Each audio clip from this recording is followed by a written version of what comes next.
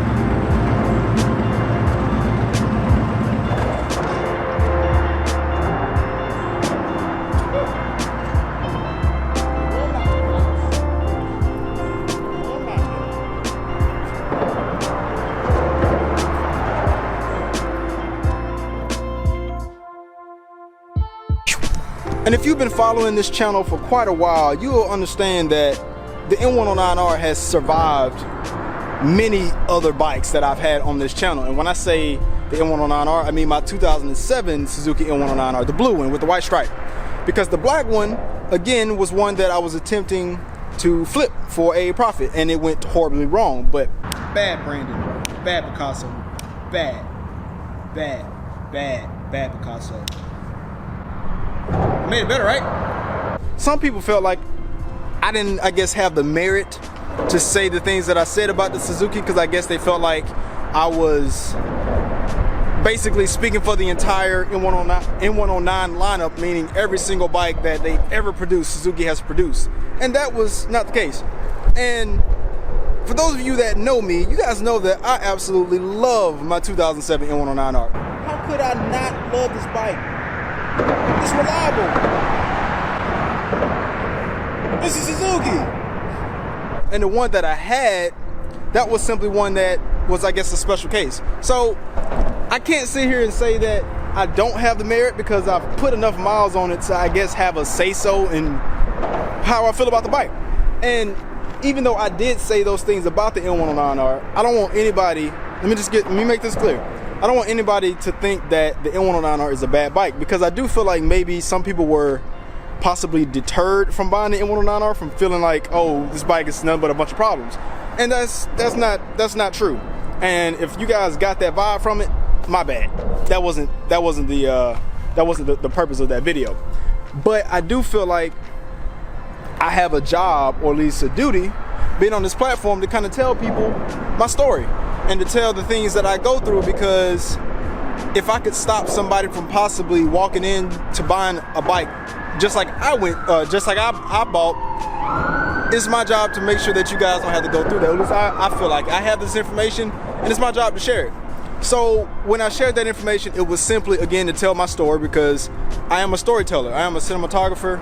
As far as like amateur YouTube videos go, I like taking nice shots of the bike, because some people felt like, you know, I'm 5 minutes into the video, when are you gonna start talking about the bike? I was telling a story. Of course, I could have just jumped straight to it, but I wanted to explain the lead up and how we got to that situation, because I do feel like the negotiation process, driving to get the bike instead of pulling it on a trailer, not test riding the bike, all of that information to me was pertinent to telling the story.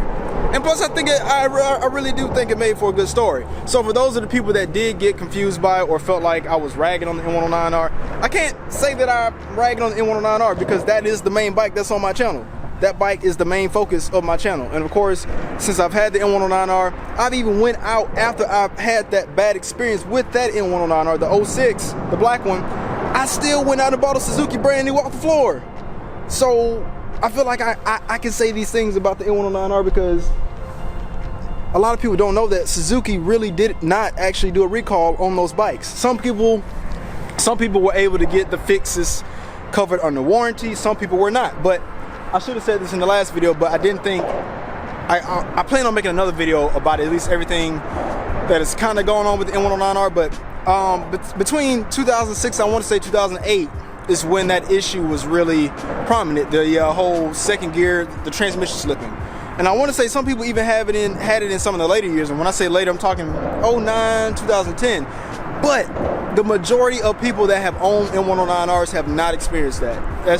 It was a very isolated issue, but it was such an issue that a lot of people got burned by, and Suzuki never did a recall on it. But I guess they just felt like maybe they slipped under the rug about it. I don't know. I'm not faulting Suzuki for that. It was just a crappy situation that a lot of people got screwed over on. But if you go search the M109 forums, there's people there that have completely torn these bikes down, all the way down to the gearing, to show you what the problem is and how to fix it, because these people are way more smarter than me. Because me personally, I would have just spent the money to get it fixed if it was on my main M109R, which is the bike that I daily ride.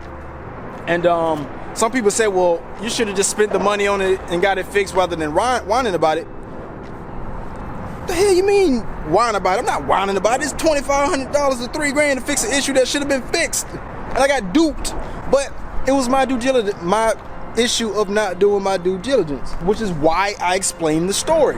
That story, to me, it was important to tell the story so people that are looking to buy a motorcycle, whether it be the M109R or any other bike, because these issues do happen on bikes outside M109R. It can happen on any bike. But the point is to tell my story so people that are prospective buyers, or anybody, even me, I had owned, let me see, 1, 2, 3, 4. I had been through 5 bikes and still made that mistake. I had owned 5 bikes and 4 of those were Suzuki. I had still made that mistake, and you know, that issue happened to me. So that's why I still tell these stories regardless of whether people agree with me telling it or not, because I don't want people to get screwed over like I did, or at least, you know, make the mistakes that I did. However you want to put it, it was still a crappy situation. Yeah, that's the reason why I told the story. But again, I love my M109R. My M109 is not going anywhere. I've had this bike. This bike has been, let me see, the Indian Scout Barber, a Suzuki S1000. I bought 4, let me see, 1, 2. I bought 4 more bikes since I've had, no, 5 more bikes. I've had 5 more bikes since buying that bike. That should be enough testament to show that this bike is worth getting. The M109 is a fantastic bike. There's no other bike out there that you're gonna find that the M109 can do, rather, other than the Raider, Rocket 3, the older Rocket 3, the Striker, the V-Rod. There are other bikes out there obviously in this class, but to me, the best bang for the buck that you're gonna ever get on a power cruiser is gonna be the Suzuki. So I hope that clears some things up, and I hope you guys, I guess, can forgive me for the problems that I brought up in the last video, because it triggered a lot of people. But again, as always, I love this bike and I want you guys to know it. I love flaunting this bike. I love showing off this bike, and I love sharing my experience with this bike and many other bikes as I normally do. But as always, guys, thanks for watching, and thanks for tuning in, and I hope you stay for the other adventures that I have with this bike. But as always, thanks for watching, and yeah, I will see y'all beautiful people in the next one. Peace.